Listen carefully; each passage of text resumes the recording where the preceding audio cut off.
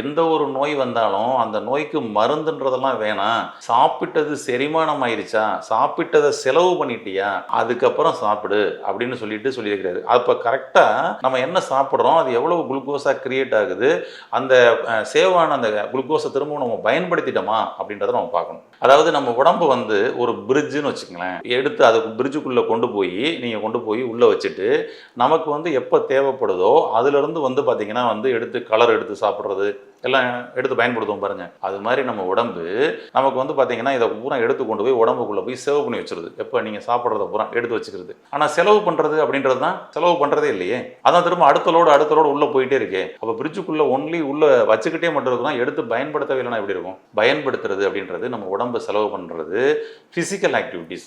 ஆனால் physical activities நம்ம பண்ணுறோமா? வெயிட்டை குறைக்கணும்னா நீங்கள் சாப்பிட்ட சாப்பாடு எவ்வளவு கலோரி அப்படின்றது இன்றைக்கி கலோரியாக பார்க்குறாங்க. உங்களுக்கு தான் அளவாக தெரியுமே, நீங்கள் வந்து என்ன அளவு சாப்பிட்டீங்க என்னன்ட்டு. அதை செலவழிக்கக்கூடிய தன்மையை முதல்ல கடைபிடிங்க. செலவழிக்கிறது அப்படின்னா உங்களுடைய ஃபிசிக்கல் ஆக்டிவிட்டீஸ் உங்களுக்கு பேசிக்காக உங்களுடைய தொழில்முறை ரீதியாக ஒர்க் இருக்குதா, அல்லது ஒரு மணி நேரம் வந்து நீங்கள் வந்து ஒரு ஒர்க் அவுட் பண்ணுங்கள். வாக்கிங் போங்க, சைக்கிளிங் போங்க. உங்களுக்கு எது நல்ல ஈஸியாக நல்ல ஜாலியாக பண்ண முடியுமோ அப்படியே பண்ணுங்கள். ஜாலியாகவே பண்ணுங்கள்.